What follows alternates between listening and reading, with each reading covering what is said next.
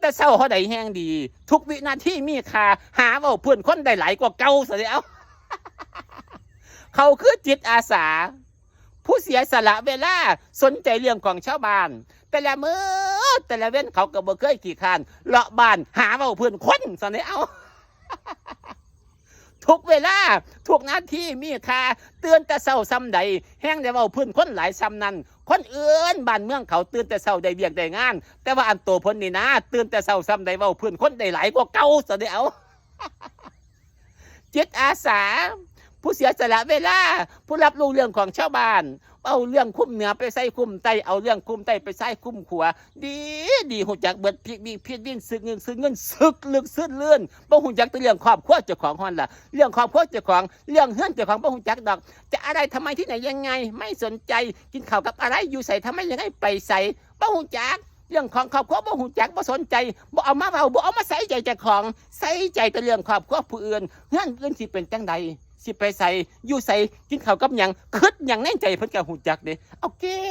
ก่งสมชื่อว่าเป็นจิตอาสาผู้เสียสละเวลาอันสนใจเรื่องของชาวบ้าน สนใจเบิดเรื่องของไผทำไมอะไรที่ไหนจังใดเพิ่นสนใจเบิดแต่บ่สนใจเรื่องของเจ้าของนั่นล่ะบ่คิดติ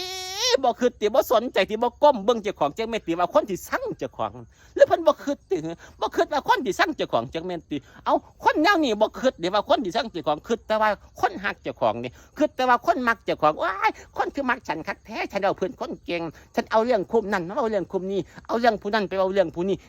ดีเนาะคนมักฉันเอาเพิ่นสิคิดจังซี่เด้คิดแบบนี้เด้ เขาบ่เคยคิดดอกเขาบ่เคยคิดว่าคนที่สั่งเขาดิเขาบ่เคยคิดว่าคนจะมองเขาไม่ดีเขาบ่เคยคิดว่าคนสิมองเขาจังสั่นจังซี่เดี๋ยวบ่เคยคิดเขาบ่เคยคิดเขาคิดหลงตัวเองอย่างเดียวว่าคนรักฉันคนฟังฉันเขาเอาพื้นฉันเว้าดีฉันเว้าเก่งฉันเว้าพื้นคนนี้ฉันเว้าจังสั่นจังซี่พลิกวิกเพียนวีนเอาอันนั้นมาใส่อันนี้ฉันเว้าเก่งตัวฉันคิดออกฉันดีฉันเว้าพื้นคนฉันเติมความนั้นความนี้ให้คนสั่งกันฉันเติมความนั้นความนี้ให้คนเข้าใจผิดกันฉันเติมมีแนวใดบ่เป็นความจริงฉันก็คิดใส่โลดฉันคิดตัว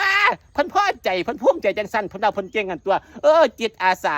ผู้เสียสละเวลาอันสนใจเรื่องของชาวบ้านได้เงินเดือนจักบาทละหั่นเอ้า ได้เงินเดือนอยู่ติได้ซ้ำใดเงินเดือนค่าพริกวิกพินวินค่าซิกงิกซินยินเงินเดือนค่ารับรู้เรื่องของชาวบ้านเงินเดือนได้ซ้ำใดเอ้าหรือว่าบ่มีเงินเดือนก็อยากเล่าไปคือเก่าเงินเดือนบ่มีหรือไม่ยังไงทำไมที่ไหนบ่มีเงินเดือนก็อยากเล่าไปเนาะก็สิแม่นตัวเขาบ่เห็นผู้ใดเว้าเพิ่นคนละมีเงินเดือนจักคนเนาะ มีบ่มีเงินเดือนเขาก็มักหยังบ่หยัง